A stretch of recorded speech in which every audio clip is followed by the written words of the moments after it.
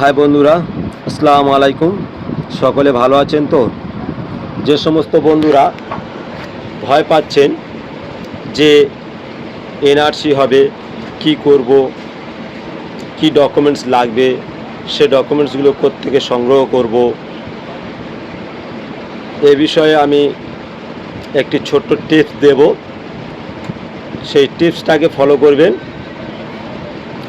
যাদের 2002 সালে ভোটার তালিকায় নাম আছে, যখন 2002 সালে পশ্চিমবাংলা সর্বপ্রথম নাগরিকত্ব ভেরিফিকেশান হয়েছিল, সেই সময় যে সমস্ত ব্যক্তিদের নাম রয়েছে, তো তাদের তো কোনো চিন্তার কারণ নেই। তাদের 2002 সালের লিস্টটা দেখলে বোঝা যাবে। তো আমি সেটা দেখাবো কিভাবে 2002 সালের লিস্ট নিজেরা নিজেদের ফোন থেকে দেখতে পারবে। তো সেটা আমি আপনাদেরকে দেখাবো। তো তার আগে একটু কিছু বলে নিই। বিষয়টা হচ্ছে 2002 সালে যদি আমার আপনার বাবা মায়ের নাম থাকে, তো তাহলে আমাদের কিছু দেখাতে লাগবে না। কারণ বাবা মায়ের যদি 2002 সালের লিস্টে নাম থাকে, তাহলে আমাদের প্রত্যেকের আর কিছু দেখাতে হবে না। তার কারণ বাবা মায়ের সন্তান আমরা। অতএব যদি বাবা মায়ের থাকে, তাহলে আমরা সেই বাবা মায়ের সন্তান, আমাদের কিছু দেখাতে হচ্ছে না। তো চলুন বন্ধুরা, ভিডিওটা বেশি লম্বা চওড়া করব না, শুধু দেখে নেব সেই 2002 সালে আমার তোমার বাবা মায়ের নামটা আছে কি না এবং কিভাবে দেখব, সেই টিপসটা আমি আপনাদেরকে দেখিয়ে দিচ্ছি। আপনারা দেখতে থাকুন কিভাবে নিজেদের ফোন থেকে নিজেরা চেক করে নেবেন। তো চলুন বন্ধুরা, দেখিয়ে দেওয়া যাক। তো চলুন বন্ধুরা, দেখে নেওয়া যাক আমি কাজটা কিভাবে করছি। পরপর স্টেপ বাই স্টেপ দেখিয়ে দেব, তো আপনারা ফলো করবেন। প্রথমে ক্রমটাকে ওপেন করে নিলাম, তারপরে এখানে লিখব MD360 নিউজ।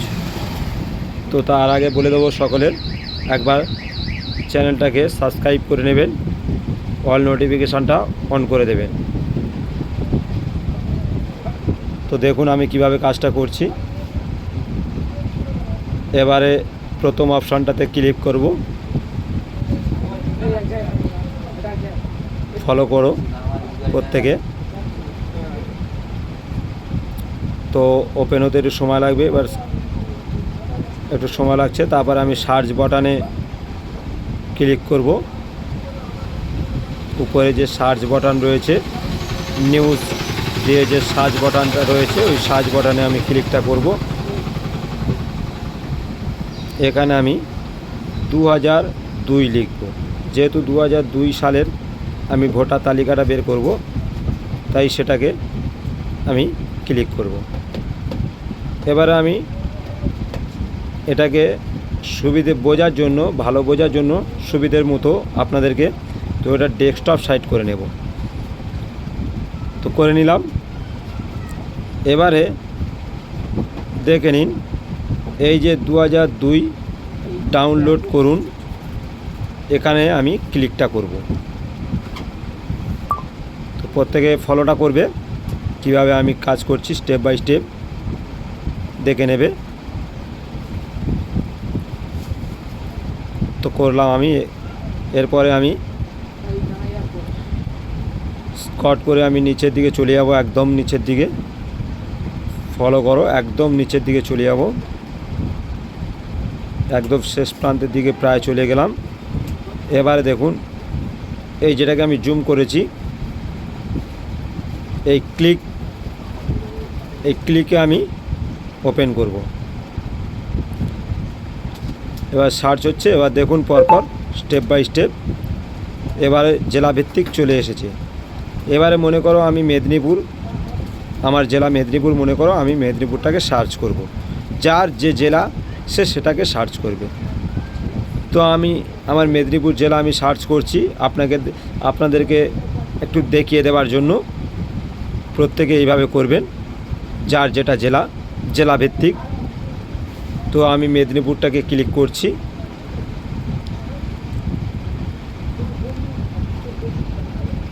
তো দেখুন বন্ধুরা, এরপরে আমি আমার ব্লকটাকে সিলেক্ট করে নেব।